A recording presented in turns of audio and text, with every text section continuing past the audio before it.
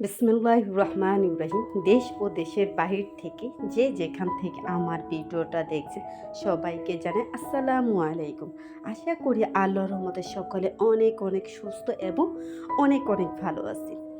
যে যেখান থেকে আমার ভিডিওটা দেখছেন, প্রথম আপনাদের কাছে ছোট্ট একটি আবদার এবং অনুরোধ, প্লিজ আমার ভিডিওটা যে যেখান থেকে দেখছেন একটা লাইক দিয়ে ভিডিওটা দেখা শুরু করবেন। আর আমার ভিডিওতে কিছু অংশ যদি ভালো লেগে থাকে অবশ্যই সাবস্ক্রাইব করে পাশে থাকবেন। আজকে আপনাদের সামনে ছোট্ট একটি ভিডিও নিয়ে আসলাম। প্রথমে এখানে আমি অনেকগুলো আম কাটছি। এগুলো হলো আমাদের গাছের আম, এখন তো পোকা ধরে নাই।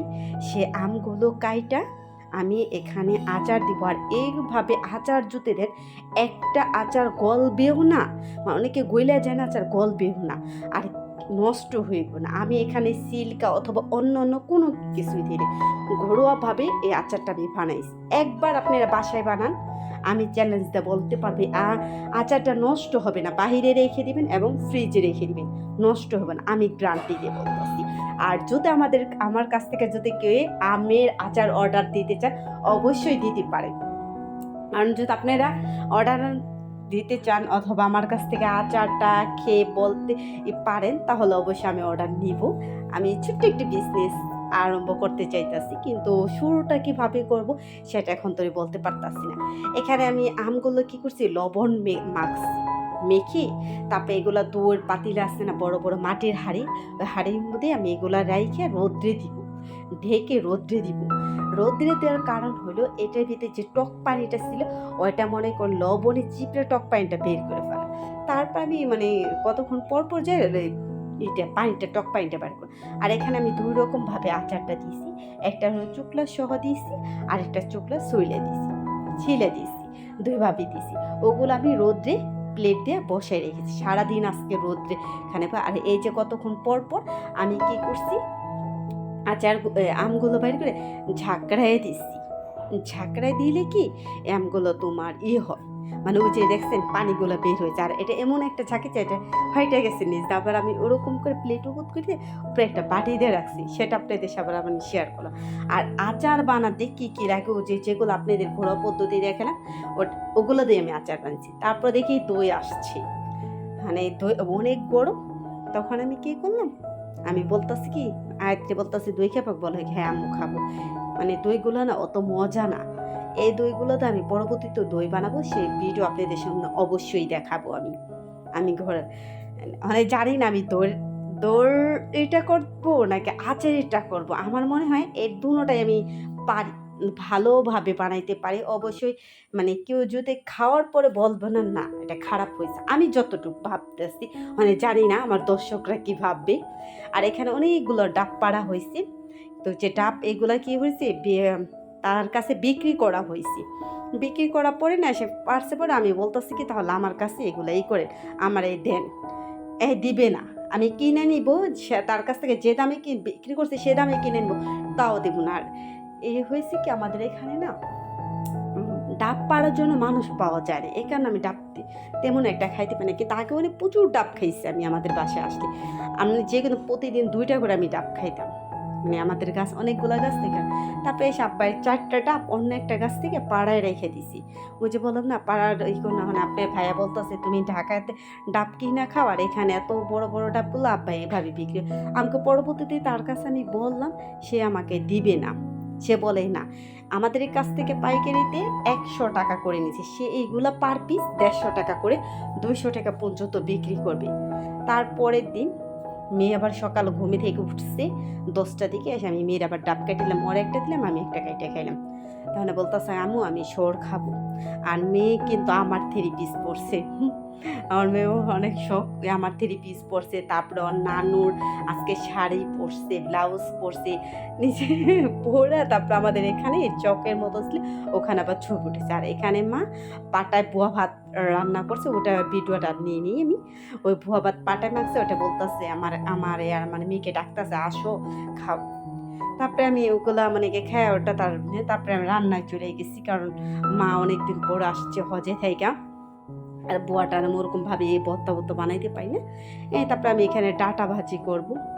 আর ওভাবে রান্নাগুলো আমি ডিটেলসভাবে দেখাইনি। ডিম দিয়ে ডাটা ভাজি করব, সেগুলো আবার দেখাইতাছি। আর বললাম না, আপনারা যদি এভাবে আচারটা একবারে বানান তাহলে আমি বলতাছি আজ একটা আচারও গলবে না, একটা আচারও গলে নাই আমার। দেখবেন আমি পরবর্তী ভিডিওতে আমি যখন পাঁচফোড়ন দিয়ে আচারগুলো এই যে বক্সে রাখবো তখন দেখেন একটা আচারও মনে হয় আমার গলে নেই। তারপরে এখানে বড় বড় বাইলে আছে, ওই বাইলে মাছ আবার আমি করতেছি একটু পেঁয়াজ দিয়ে রান্না করতেছি। আর যেহেতু আমাদের একবেলা খাবো ওরকম মানে লাগে না, মানে অন্য সবজি তরকারি খায় না।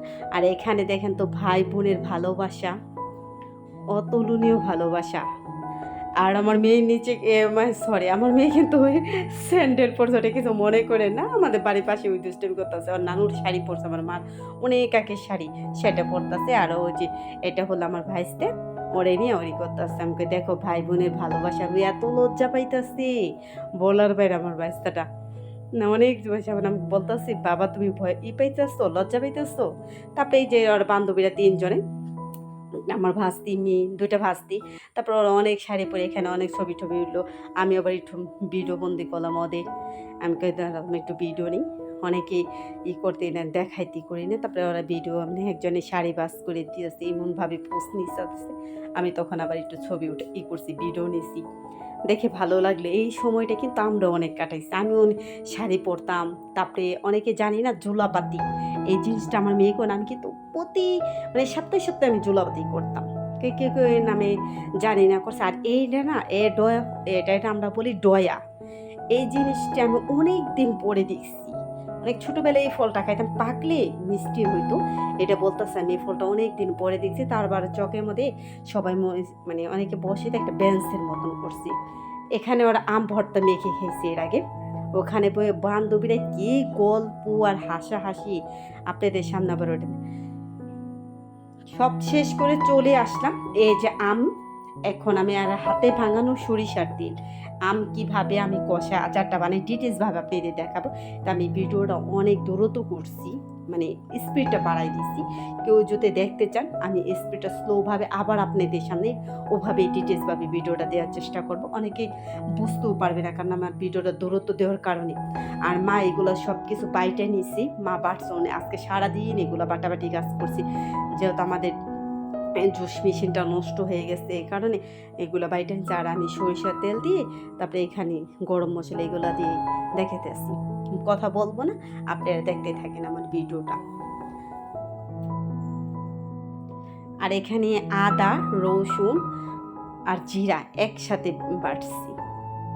আর বাটা মশলায় কিন্তু খাইতে বেশি মজা। আর আমি সাথে সাথে এটা বাইটা তারপরে এখানে দিছি। আর এখানে সরিষাটা আমার আর দিলে ভালো হতো।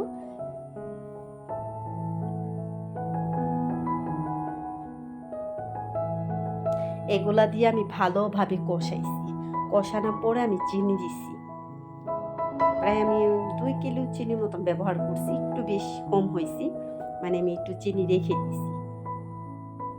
একটু হলুদ গুঁড়ো দিয়ে দিলাম কালারটা সুন্দর আসার জন্য। আমি বললাম না আমার ঘরে যা উপকরণ ছিল সেগুলো দিয়ে করছি। আমি সিল্কা বিভিন্ন ধরনের কালার এগুলো আমি কিনে এনে দিইনি। আর আমার রান্নাঘরটা কি অন্ধকার অন্ধকার, তো এই কারণে আমার ভিডিওটা অত সুন্দরভাবে আমি ফুটিয়ে তুলতে পারি না আপনাদের সামনে। প্লিজ আমার ভিডিওটা টেনে দেখবেন না, টেনে দেখলে কিছুই বুঝতে পারবেন না। আর অবশ্যই কেউ যদি অর্ডার দিতে চান আমি অর্ডার নিব, একটু দেখি না পারি কি না। যদি আপনারা আমার সবাই সহযোগিতা করেন অবশ্যই আমি পারবো। ঘরে বসে করলে কি হয় জানি না কে কীভাবে আমার এই ভিডিওটা দেখে নিভে, জানি না। সেদিনকে আমি বাদনাপুর একটা কথা শুনে আমার অনেক ভালো লাগলো। বাদনাপু বলতেছি কি যদি শরম পায় তাহলে গরম ভাত আমাদের খাওয়া হবে না। একদম কথাটা না পারফেক্ট। আমাদেরকে ব্যবসা কোনো হবে সব কিছু মানে কিছু আগায় যেতে হলে আমাদের পিছনে মানুষগুলো টেনে ধরে। লজ্জা পাইলে কিন্তু কোনো কিছু আমরা করতে পারবো না। আমরা লজ্জা পেলে আগাতে পারবো না। লজ্জাকে আমরা পিছনে ফেলে আমার আগাতে হবে। আর মনে করেন আপনি একটা ভালো কাজ করতে হলে অনেকে বাধা দেব, নানান জনে নানান কথা বলবো, তাদের কথায় কান দিতে নেই। আপনি যদি একবেলা ভাত না খান না, কেউ আপনাকে সাধবো না, কেউ বলবো না তুমি আমাদের ঘরে খাও। একদিন 2 দিন 3 দিন খাওয়াবে, এটাই বলতেছি। ওই আচারটা আমি পুরোভাবে ওইভাবে কষাইছি, কষানোর পরে আমি আরেকটা আচার এখানে বানাইতেছি। এটা হতে ওই যে সিল্কা সহ বলতেছি না, এটা সিল্কা সহ আমি রাখছি, আমার মেয়ে বাবার সিল্কা সহ আচারটা খাইব। তারপরে আমি দুইভাবে করছি, আর একই কড়াই ভিতরে আমি দুইটা বানাইছি, ওইটা আবার ঢেলে রেখে তারপরে এটাতে আবার বানাইছি। অনেক সময় লাগে, আর আচার বানাইতে তো আপনি জানেন অনেক পরিশ্রম করতে হয়। আমার ভিডিওতে যতটা সহজ দেখাইতে ততটা সহজ না, কিন্তু অনেকটা পরিশ্রম করতে, অনেক কষ্ট করতে হয় এই আচারগুলো বানাইতে গেলে। আর এই একটা আচার বললাম না, একটা আচার আপনি মনে করেন আমার গল্প না।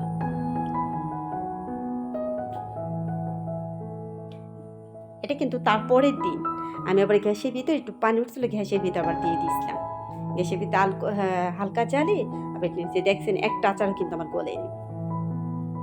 যদি আপনি করে ঝুম করে ভিডিওটা দেখতে পারেন। অনেক ভগর ভগর করলাম। যদি কোনো অংশে ভালো লাগে প্লিজ একটা সাবস্ক্রাইব করে আমার পাশে থাকবেন। ভিডিও ছাড়া মাত্র আপনার কাছে আমার ভিডিওটা পৌঁছে যাবে।